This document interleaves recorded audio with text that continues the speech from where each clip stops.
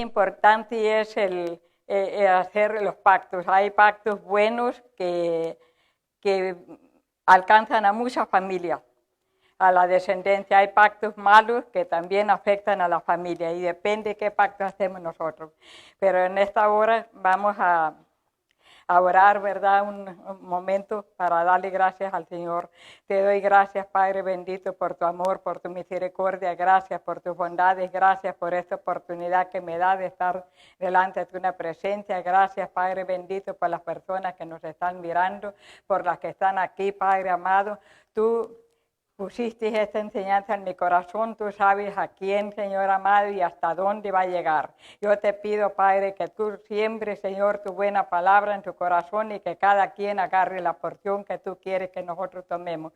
En el nombre del Señor Jesucristo, amén. Vamos a leer Primera de Samuel 17:58.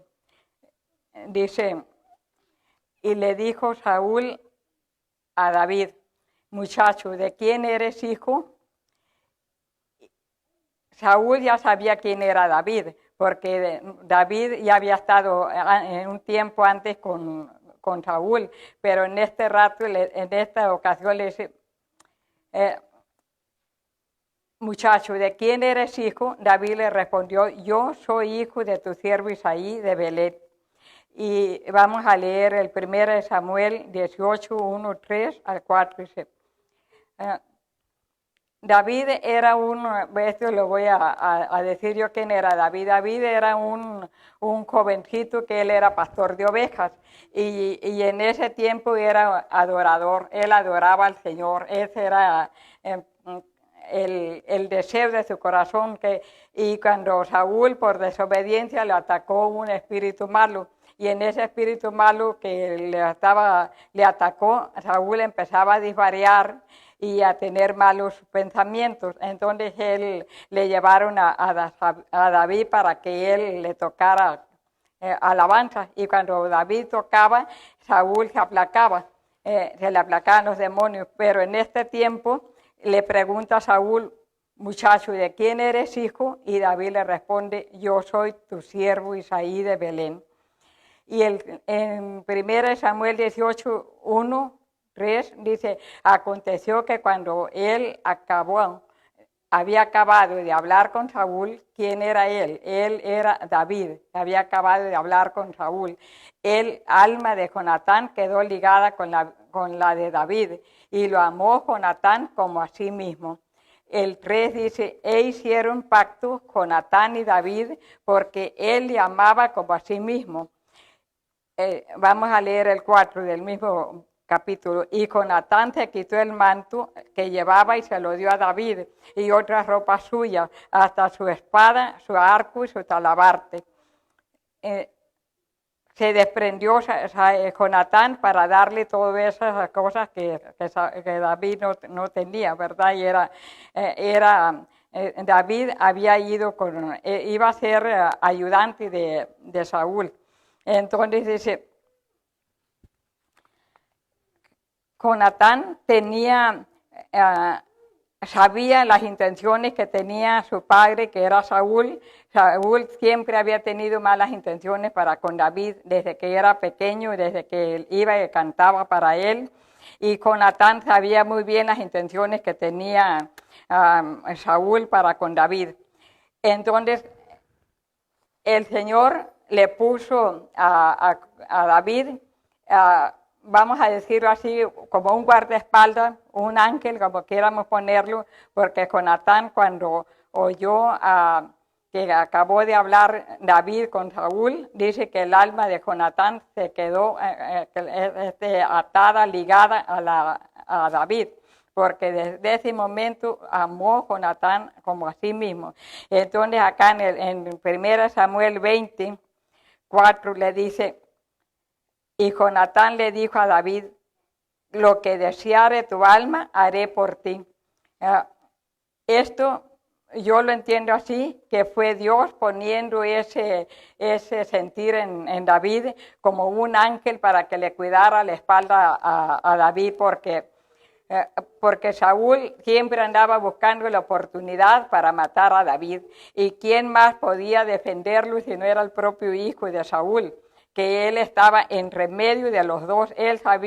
David sabía las intenciones, Jonatán sabía las intenciones que tenía Saúl para con David. Y le dice, lo que deseare tu alma, haré por ti, que era lo que necesitaba David. David necesitaba que alguien lo protegiera de Saúl. ¿Y quién mejor que el hijo? Porque el hijo estaba cerca de Saúl. El hijo sabía las intenciones que tenía Saúl para David. Y Dios se lo puso allí como un guardaespaldas, y como el ángel que Dios había puesto para que estuviera mirando, observando las intenciones que tenía David Saúl para con David. Entonces el 1 Samuel 28 dice, harás pues misericordia con tu siervo, le dice David, ya que has hecho entrar a tu siervo en pacto de Jehová contigo. Y miren lo que le dice David a Jonatán, si encuentras maldad en mí, mátame tú. No hay necesidad de llevarme hasta tu padre. Porque Saúl siempre andaba buscando una ocasión para matar a David. Y Jonatán, hijo de Saúl, se daba cuenta de eso. Entonces le dice David a Jonatán, si tú encuentras, dice, pues harás pues misericordia con tu siervo, ya que has hecho entrar a tu siervo en pacto de Jehová contigo. Si hay maldad, diciendo, si tú encuentras maldad en mí, mátame tú, pues no hay necesidad de llevarme hasta tu padre. Entonces el verso 9 le dijo, y Jonatán le dijo, nunca tal te suceda. Antes bien, si yo supiera que mi padre ha determinado maldad contra ti, ¿no te lo avisaría yo? Dijo entonces David a Jonatán, ¿quién me dará aviso de si tu padre te respondiera ásperamente? Y el verso 12 le dice, entonces dijo Jonatán a David, Jehová, Dios de Israel, sea contigo. Cuando le haya preguntado a mi padre mañana a esta hora o el día tercero, si resultare bien para con David, entonces te enviaré a ti para hacértelo saber. Y el 13 dice, pero si mi padre intentare hacerte mal, Jehová haga así a Jonatán y aún de allá añada, si no te lo hiciere saber y te enviare para que te vayas en paz y esté Jehová contigo como estuvo con mi padre. ¿Quién era la persona más adecuada para salvar a David? Jonatán, que él conocía todas las intenciones de su padre y Dios tenía que haber puesto en Jonatán un amor muy profundo, como dice, que lo amó como a él mismo, porque cómo iba a ponerse él en contra de su padre para estar a favor de su amigo. Necesitaba que ese amor Dios lo puso para conservar, para proteger a David. Dice un verso en la Biblia, dice que el que está bien con Dios, aún hasta sus enemigos los hace estar en paz con él. Y dice, donde dice el 14, dice, le dijo Jonatán a David, porque Jonatán sabía muy bien que la decisión que había tomado Saúl no era buena. Jonatán sabía que Saúl se había inclinado por el mal. Y cuando una cabeza de hogar se inclina al mal, lleva a sus hijos a la desgracia. Y Jonatán, él sabía que en su vida de él no estaba segura por las actitudes, por las acciones de su padre. Y aquí el 14 le dice Jonatán a David, y si yo viviera, porque él no tenía seguridad de vivir, si yo viviera, harás conmigo misericordia de Jehová para que no muera.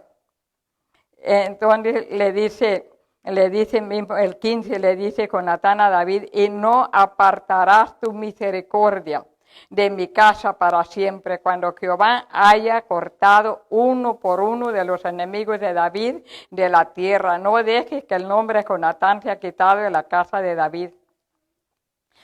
¿Por qué estaba pensando Jonatán que él podía vivir, que él podía morir? y fue y le pidió a su amigo, a David, le dijo, harás conmigo misericordia de Jehová para que yo no muera, y no apartarás tu misericordia de mi casa para siempre, cuando Jehová haya cortado uno por uno a los enemigos de David de la tierra. Jonatán sabía que uno de sus enemigos más peligrosos era el rey David, el rey Saúl, porque David era joven y el rey David pues era un rey, y lo que Saúl ya le había puesto sus ojos con malas intenciones a David. No podía David tener una vida confiable al lado cerca de Saúl, pero Jonatán, él sabía que Dios tenía preservado a David para hacerlo rey. Por eso él se anticipó para decirle, no apartes tu misericordia de mi casa para siempre, cuando Jehová haya cortado a tus enemigos. Jonatán sabía que su padre Saúl iba a ser cortado de la tierra por la mala intención que tenía para con David. Dice, cuando haya cortado uno por uno a los enemigos de David de la tierra, no dejes que el nombre de Jonatán sea quitado de la casa de David. Les imploró, les suplicó, no permita que sea borrado el nombre de Jonatán. Él le pidió misericordia por él. Así el 16 dice, así hizo Jonatán pacto con la casa de David, diciendo, requiéralo Jehová de mano de los enemigos de David.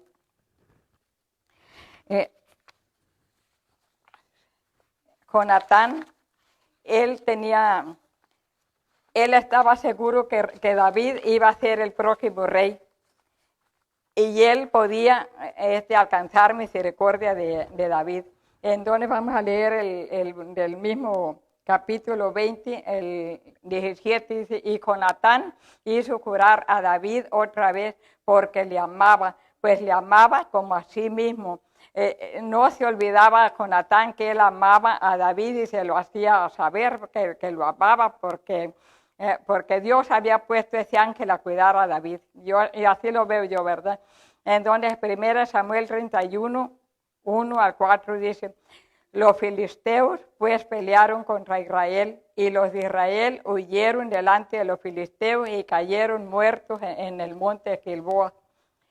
Y siguiendo los filisteos a Saúl y a sus hijos, mataron a Jonatán, a Abinadab y a Malquisúa, hijos de Saúl. No solamente mataron a Saúl, sino que mataron a sus 3 hijos con él. Y dice el verso 3, y arreció la batalla contra Saúl y lo alcanzaron los flecheros y tuvo gran temor de ellos.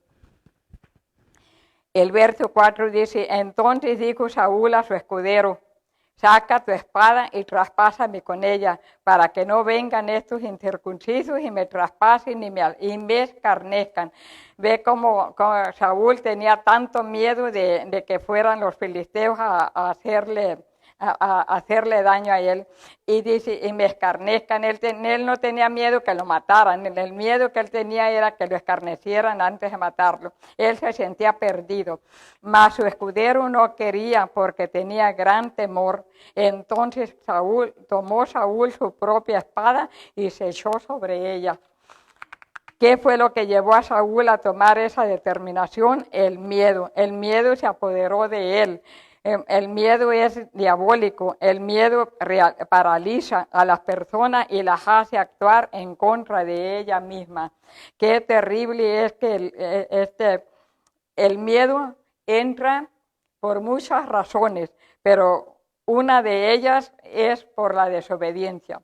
Porque cuando una persona desobedece al Señor, entonces le está abriendo, y dice la palabra del Señor, no le deis lugar al diablo, porque el miedo viene del enemigo, porque Dios, Él le da a uno confianza, seguridad, protección, y no tiene uno, si uno está bien con el Señor, no tiene uno por qué tener miedo. El miedo es cuando uno desobedece. Vamos a leer 1 Samuel 31, 5, 6. Dice, y viendo su escudero a Saúl muerto, él también se echó sobre su espada y murió con él. el 6 dice, así murió Saúl en aquel día juntamente con sus 3 hijos y su escudero y todos sus varones. David hace lamentación por Saúl, y Jonatán a David los amaba. Qué tremendo, ¿verdad? De que no murió Saúl solamente, y él era el que andaba en la guerra, pero él llevó a sus hijos a la muerte, una muerte prematura porque sus hijos eran jóvenes y ellos por seguir a su padre, ellos también perecieron allí juntamente con Saúl y su escudero. Y dice lo más triste, ¿verdad? Que todos sus varones, no sabemos cuántos, pero hubo una gran mortandad. Entonces David hace una lamentación por Saúl y por Jonatán. Dice, 2 Samuel, dice 1, 17 y 19. Dice, y endechó, quiere decir, hizo lamentación David a Saúl y a Jonatán su hijo con esta endecha. El 19 dice, ha perecido la gloria de Israel sobre tus alturas, cómo han caído los valientes montes de Gilboa. Mire la maldición que le lanzó David al monte de Gilboa. El monte de Gilboa no tenía la culpa, ¿verdad? Pero fue el lugar donde derramaron la sangre de ellos. Dice, ni rocío ni lluvia caiga sobre vosotros, no sea tierra de ofrenda, pero dice, no sea tierra de bendición, porque allí fue desechado el escudo de los valientes, escudo de Saúl, como si no hubiera sido ungido con aceite. Saúl había provocado, había hecho muchas cosas malas, pero la maldición que David le lanzó al monte de Gilboa, dicen que hasta la fecha no cae una gota de agua, no nace nada de plantas ni de árboles frutales. Ese lugar está desierto por completo, porque la maldición han pasado muchos años y la maldición todavía sigue allí en ese lugar. El 23 dice, Saúl y Jonatán, amados y queridos, inseparables en su vida, tampoco en su muerte fueron separados, más ligeros eran que águilas, más fuertes que leones. El 25 dice, ¿cómo han caído los valientes en medio de la batalla, con Jonatán muerto en las alturas? Dice el 26, angustia tengo por ti, hermano mío Jonatán, que me fuiste muy dulce, más maravilloso me fue tu amor que el amor de las mujeres, porque Jonatán estaba dispuesto a dar la vida por salvar a David. El 27 dice, ¿cómo han caído los valientes, han perecido las armas de guerra? Hacía lamentación David. David se refirió a la extraordinaria amistad que tenía, la extraordinaria amistad de Jonatán desde el punto de vista de la devoción y de la igualdad de propósito de ellos. Jonatán había aceptado la elección del Señor de David como el próximo rey sin envidia ni amargura. David y Jonatán tenían una amistad, algo que los unía mucho, de que ellos tenían la misma confianza en Dios, ellos tenían los mismos propósitos y tenían los mismos pensamientos. Dice, y Jonatán había aceptado la elección de Dios para con David, que David iba a ser el próximo rey, que David no le estaba quitando nada a su padre, había sido puesto por Dios. Y eso lo entendía Jonatán. El 2 Samuel 1:22 dice, el arco de Jonatán no volvía atrás, ni la espada de Saúl volvía vacía. David no se olvidó de la promesa que le había hecho a Jonatán, no se olvidó de cumplir lo que le había prometido, lo que Jonatán le había pedido. Dice, el 2 de Samuel 9, 1 al 9, dice 11 y 13, dice, dijo David, preguntó David allí a los que estaban cerca de él, dice, ¿ha quedado alguno de la casa de Saúl a quien haga yo misericordia por amor de Jonatán? El 2 dice, había un siervo en la casa de Saúl que se llamaba Siba, el cual llamaron para que viniese a David, y el rey le dijo, ¿eres tú Siba? Y él le respondió, tu siervo. El rey le dijo, No ha quedado nadie de la casa de Saúl a quien haga yo misericordia de Dios. Y Siba respondió al rey, aún ha quedado un hijo de Jonatán, lisiado de los pies. Entonces el rey le preguntó, ¿dónde está? Y Siba respondió al rey, he aquí está en casa de Maquir, hijo de Amiel, en Lodebar. Entonces envió el rey David y lo trajo de la casa de Maquir, hijo de Amiel, de Lodebar. ¿Qué quiere decir Lodebar? Lodebar quiere decir un lugar desértico, un lugar de pobreza, un lugar donde no había ningún bienestar, era un lugar muy pobre. Entonces era un desierto donde no había mucha manera de llevar una vida digna. Allí fue a parar el hijo de Jonatán y el nieto de Saúl. Él fue llevado a ese lugar, él era paralítico, él no caminaba porque él había tenido un accidente que cuando él era niño se le lastimaron los 2 pies. Entonces él no caminaba y él en un rancho pues no hay sillas de ruedas, no hay nada, él se arrastraba. Por eso él se consideraba como un perro porque decía que él se arrastraba como un perro. Entonces y vino Mefiboset, hijo de Jonatán, hijo de Saúl, a David y se postró sobre su rostro e hizo reverencia y dijo David, Mefiboset. Y él respondió, he aquí tu siervo. El 7 dice, y le dijo David a Mefiboset, no tengas temor, porque yo a la verdad haré misericordia por amor de Jonatán, tu padre, y te devolveré todas las tierras de Saúl, tu padre, y tú comerás siempre a mi mesa. Y él inclinándose dijo, ¿quién es tu siervo para que mires a un perro muerto como yo? En el 9, entonces el rey llamó a Siba, siervo de Saúl, y le dijo, todo lo que fue de Saúl, de toda su casa, yo lo he dado al hijo de tu señor. Qué hermosa promesa que le cumplió el rey David a Jonatán, al padre de Mefiboset. Él ya había perdido todo. Mefiboset, él se quedó sin padre, él se quedó huérfano y lisiado, y siendo hijo de rey, nieto del rey, pues la herencia le iba a tocar a su papá Jonatán.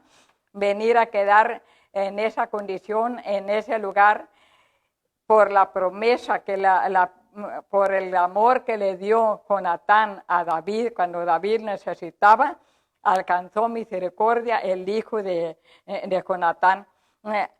Le restauró todo lo que había perdido, todo lo que le habían robado, se lo dieron a Mefiboset. Él no tenía esperanza de nada. Entonces yo me pongo a pensar en esto. Nosotros cuando estábamos sin Dios, no teníamos esperanza, no teníamos ningún futuro.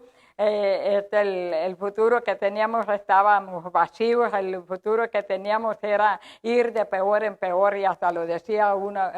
Pero cuando nosotros aceptamos al Señor Jesucristo, Él nos restaura todo. Él dice la Biblia que Dios nos hizo a nosotros y no nosotros a nosotros mismos. Nosotros somos imagen y semejanza del Señor. Y Él dice la palabra del Señor que tiene muchas cosas que darnos. Pero nosotros cuando estábamos sin Dios y sin esperanza vivíamos enfermos, derrotados. Aunque mucha gente llegó a tener muchos bienes, lo perdía por cualquier cosa, o tenían muchos bienes y no tenían salud y se sentían miserables. Pero cuando viene a uno a los pies al Señor y lo acepta como su Señor y Salvador Jesucristo, Él le regresa todas las cosas que el diablo le había robado a uno y lo vuelve a poner en el lugar donde nunca debimos haber salido, ¿verdad? Pero nos coloca en el lugar correcto.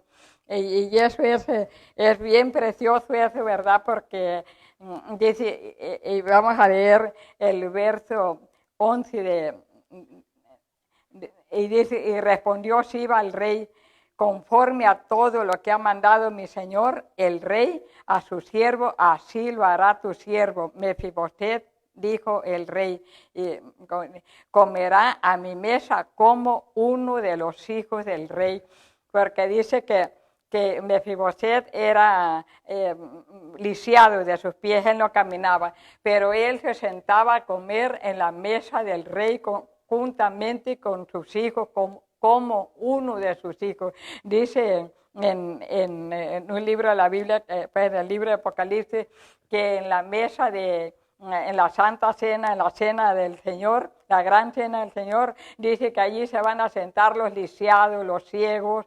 todos aquellos que han recibido al Señor. Allí se van a sentar porque Dios vino a salvar toda la humanidad. Entonces, y Él vino a salvar lo que se había perdido. Y dice, le dijo David a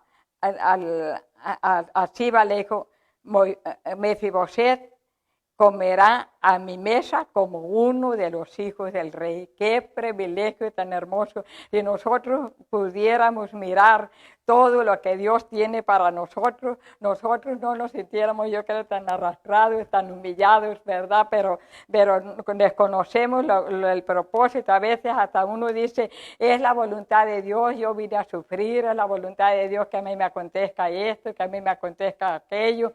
Si Dios no quisiera, no me pasara, no. La voluntad de Dios es que nos vaya bien, que todos seamos hijos, somos creación de Dios, pero cuando nosotros aceptamos al Señor Jesucristo, venimos a ser hijos de Dios, ya somos hijos del Rey, y dice que todas las cosas que Él preparó, las preparó para nosotros.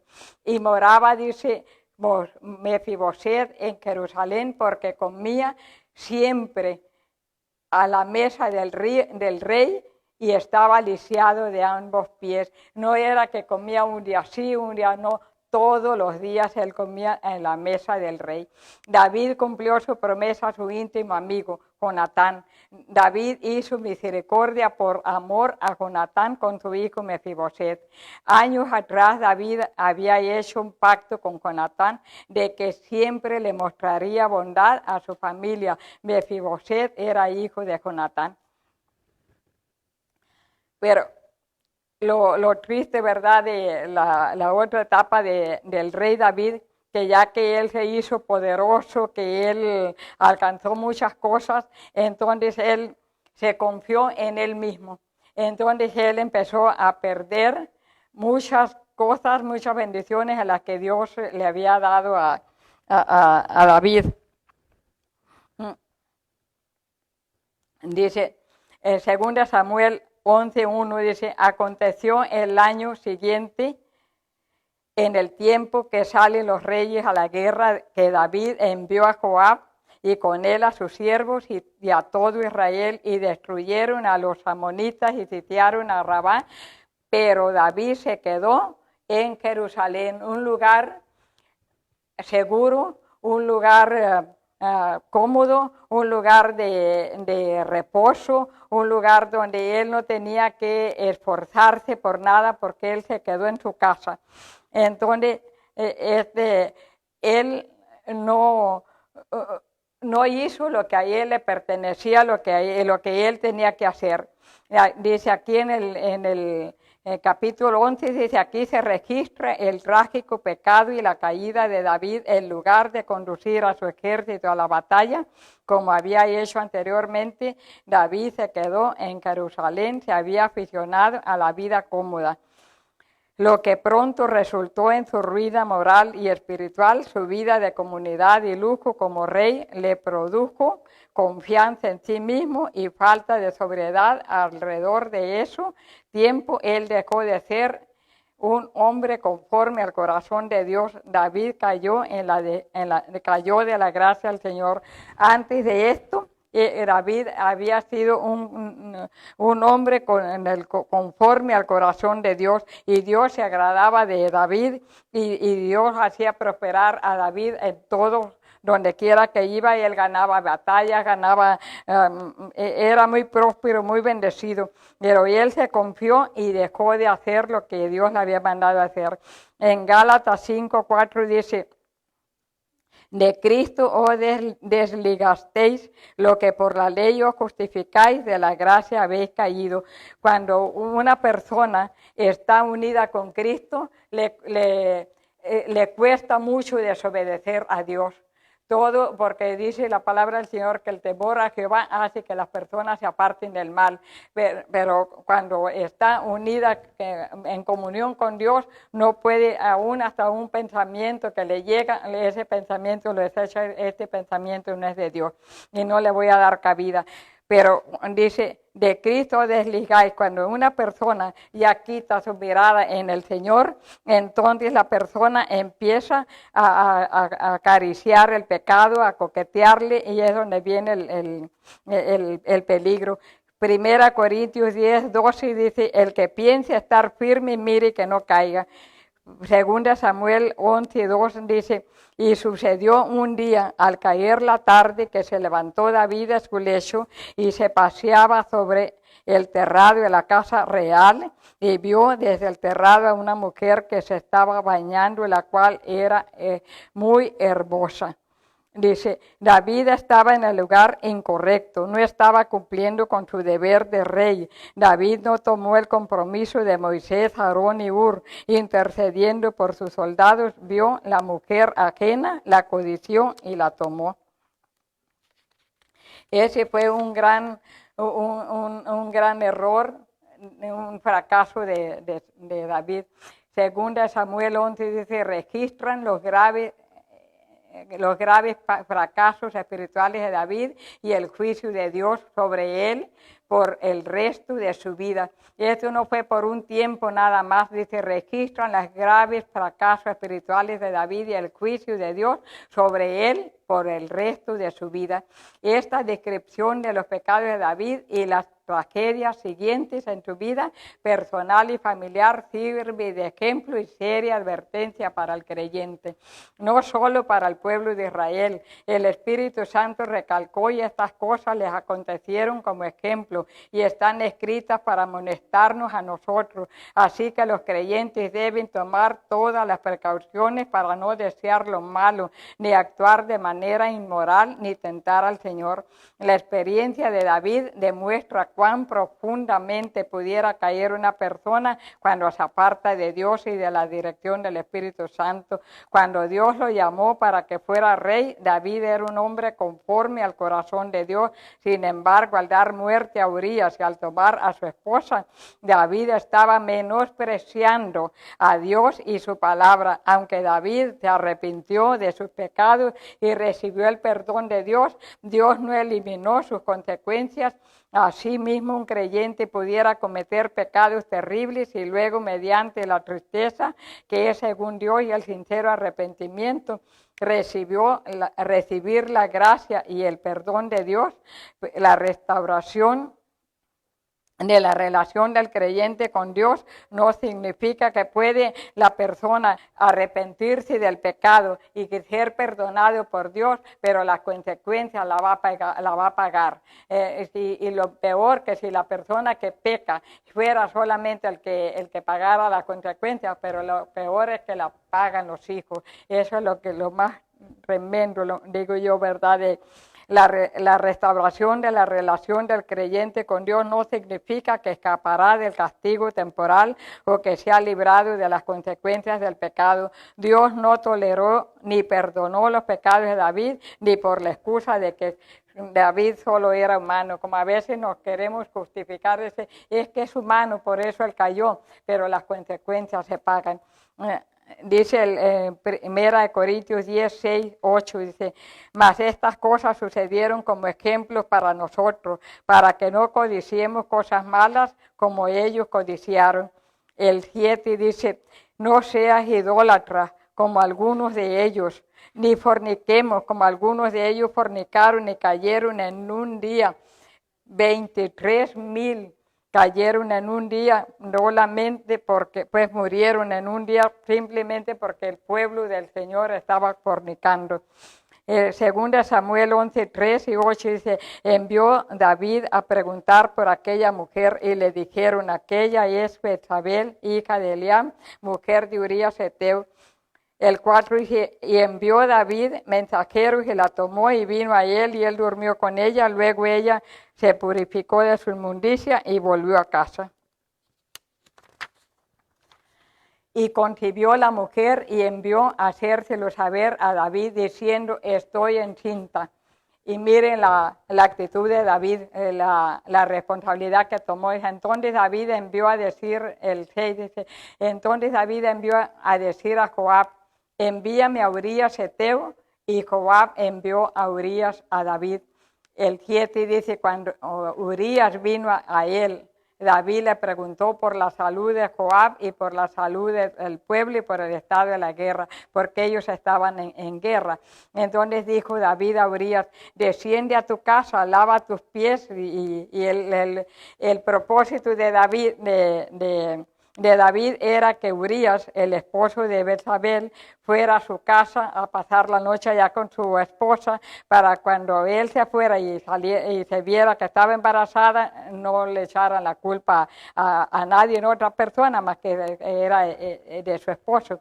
Entonces, y venida la mañana, dice el segunda de Samuel 11, 15, 14, dice, venida la mañana, escribió David a Joab una carta y la envió por mano de Urías, hasta donde estaba llegando el corazón de David, el corazón que antes había sido el corazón conforme al corazón de Dios, ahora el corazón de David se había enfriado, se había endurecido mucho.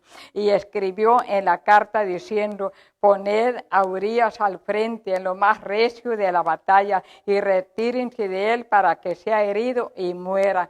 Mire qué injusticia, qué gran pecado, ¿verdad? De que retírense de él, déjenlo solo para que no haya nadie que lo ayude y muera allí. Y así él iba a tapar su pecado. Urías resultó ser mejor hombre que David. Sus acciones se basaban en la dedicación a Dios. Los pecados de David, adulterio, asesinato a sangre fría y posterior encubrimiento extraordinario ante los ojos de Dios, a ser culpable y de quebrantar los mandamientos sexto, séptimo, octavo, noveno y décimo. Sus pecados eran mayores porque él era un pastor sobre el pueblo de Dios. Dice la palabra del Señor, horrenda cosa es caer en manos de un Dios vivo. Segunda Samuel 12, 10, 13, dice, por lo cual ahora no se... Mire el juicio que Dios le envió a David.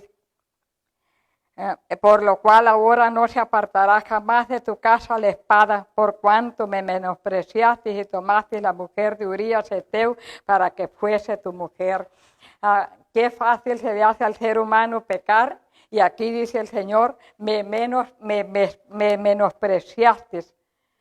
Cuando una persona peca deliberadamente, está menospreciando a Dios, lo está tomando en poco, no está tomando en realidad lo que es Dios santo. Y Él dice que Él quiere que el pueblo del Señor sea santo. El 11 dice, así ha dicho Jehová, he aquí yo haré levantar el mal sobre ti, de tu misma casa.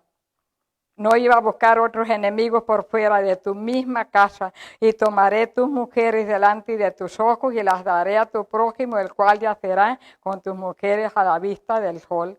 Porque tú lo hiciste en secreto, mas yo haré esto delante de todo Israel y a pleno sol. Muchas veces uno le dice algo a alguien y le dice, ¿sabes qué? Por favor no le digas a nadie. Aquí que quede entre tú y yo, que no se lo digas a nadie, pero nos descuidamos, no sabemos que Dios nos está escuchando. Y aquí dice que todo lo que hacemos en secreto es recompensado en público.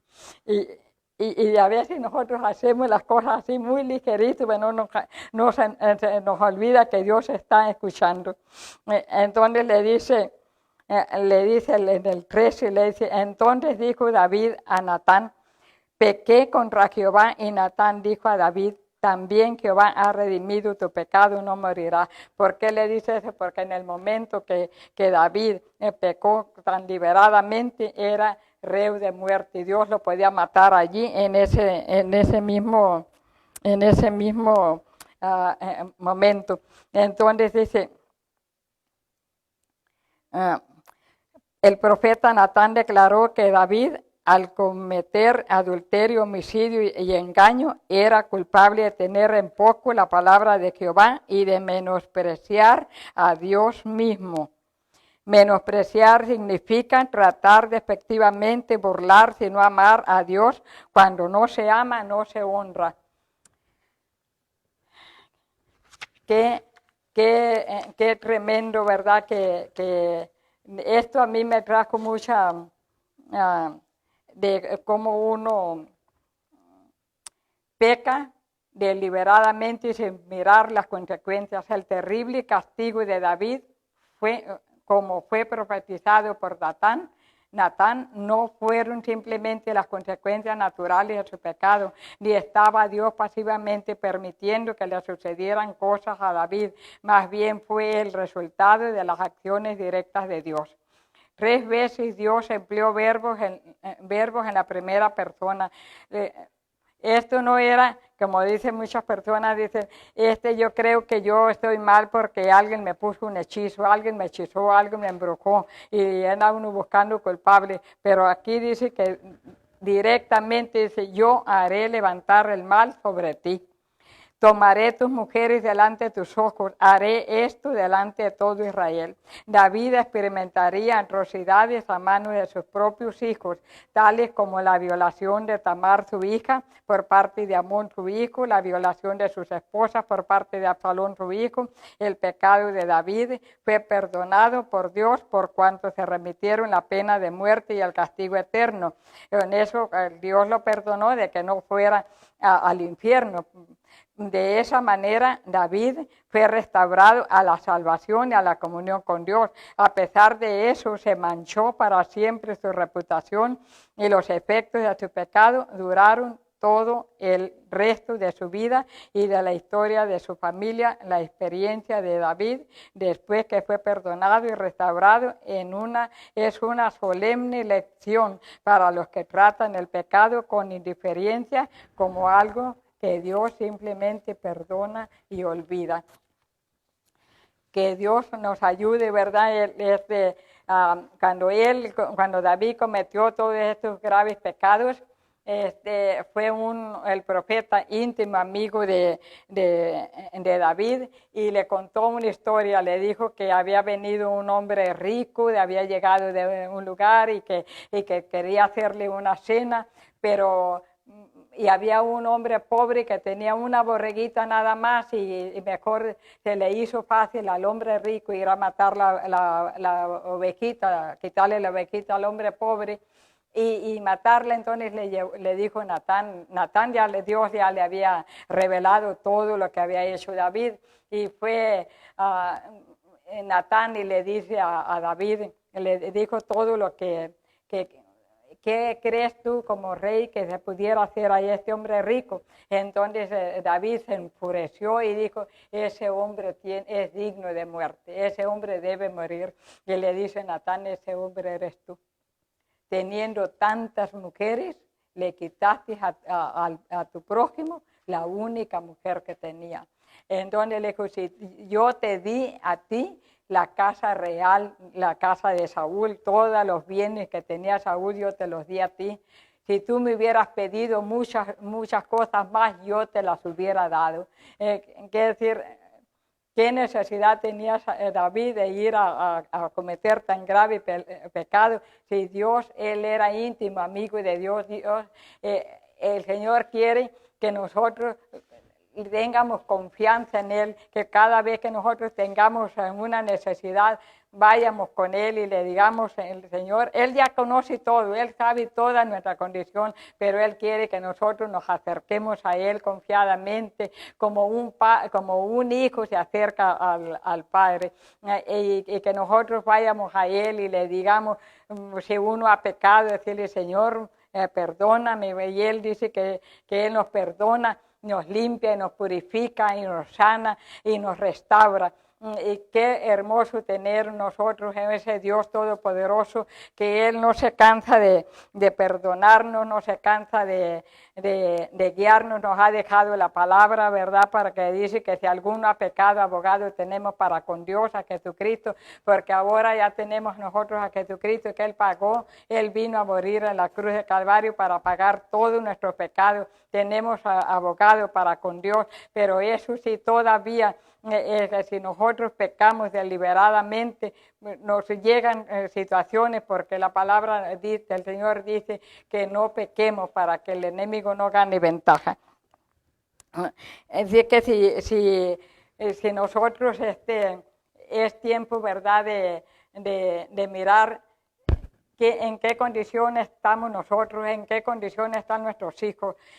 Quizás nosotros no hayamos hecho cosas malas, que les haya llegado maldiciones a nuestros hijos que estén en unas situaciones difíciles, pero nosotros no sabemos qué hicieron nuestros padres. No sabemos qué hicieron los ancestros, nuestros antepasados. Entonces esa generación, esas maldiciones, si nosotros no las cortamos, van a seguir yendo de familia en familia. Entonces, no, pues es que esto lo heredé, así era mi abuelo, así era mi tatarabuelo, pero nosotros tenemos que, en el nombre del Señor Jesucristo, tenemos la libertad, tenemos esa bendición de cancelar todas las maldiciones. Si nosotros miramos que en nuestra descendencia hay borrachos, hay drogadictos, hay personas, o inclusive que hay enfermos que no es que yo tengo diabetes porque así eran mis abuelos, ellos tenían diabetes, yo tengo esto porque yo lo heredé. Todas estas herencias que nos están afectando, tenemos nosotros la autoridad, tenemos el permiso, vamos a decir así, el derecho de cancelar todas esas maldiciones para que nuestra generación, nuestra descendencia no tenga que pasar por esas situaciones, para que nuestra descendencia vaya, como dice la palabra del Señor, quiere que vaya de victoria en victoria, de triunfo en triunfo. No quiere que vayamos de derrota en derrota, sino de victoria en victoria, bendiciones, porque Dios no se cansa y Él no es un Dios limitado, Él tiene muchas bendiciones para nosotros, pero muchas veces no alcanzamos las bendiciones porque están atoradas, están detenidas porque no hemos desatado, no hemos cancelado las maldiciones, no hemos desatado esas bendiciones que Dios tiene ya preparado, porque dice la palabra del Señor, cosa que ojo no vio, ni oído oyó, ni ha subido al corazón de hombre, es lo que Dios tiene preparado para nosotros. Él no planeó ninguna derrota, ninguna enfermedad, así que no podemos conformarnos nosotros con que estoy enferma y es la voluntad del Señor, no es la voluntad del Señor. Si quieren, pónganse de pie y si lo sienten necesario. Aquí ya vemos casi puras mujeres, no hay más de un varón allá, pero a las madres, si lo quieren hacer y lo sienten necesario, pónganse la mano en su vientre, en el nombre del Señor Jesucristo, y el varón que está allá que se ponga la mano en la cabeza, porque es la cabeza de este lugar. Bendito Dios y Padre de las misericordias, venimos, Padre bendito, en el nombre de tu amado Hijo Jesucristo, sabiendo que Cristo cargó todas las maldiciones en su cuerpo. Él fue latigado, fue golpeado y cargó todo nuestro pecado y toda maldición. Venimos en el nombre de Jesucristo pidiéndote perdón por todos nuestros errores, te pedimos perdón por todos nuestros pecados, te pedimos perdón, Dios mío, perdónanos, Dios mío, porque muchas veces sabiendo hacer las cosas, sabiendo lo malo, lo que a ti no te agrada, Señor, a veces lo hacemos, Padre, creyendo que es un pecado chiquito, Padre, pero te pedimos perdón, Señor, en nombre de Jesucristo, y pedimos, Señor, en esta hora, que si hay alguna maldición que está afectando mi vida, en esta hora, en el nombre de Jesucristo, la cancelamos. Yo cancelo cualquier maldición que esté afectando mi vida, en el nombre de Jesucristo, cualquier maldición que esté afectando mi descendencia, mis hijas, mis nietos y toda mi línea sanguínea. Yo vengo en el nombre de Jesucristo creyendo y confiando, Señor amado, que cancelamos, que esta maldición queda cancelada, queda rota, queda desintegrada por completo en el nombre de Jesucristo de Nazaret. Te pedimos, Señor, que ahora, Señor amado, yo recibo tu perdón y bendigo, Señor, mi descendencia, bendigo el fruto de mi vientre, Padre bendito, bendigo toda mi descendencia, todo mi linaje de aquí en adelante, Padre, desato bendición sobre sus vidas y en el nombre poderoso de Jesucristo clamo la sangre de Jesucristo, cubro mi vientre, Padre, y cubro a cada uno de mis hijos, a cada uno de mis descendientes desde el día que ellos fueron puestos en mi vientre.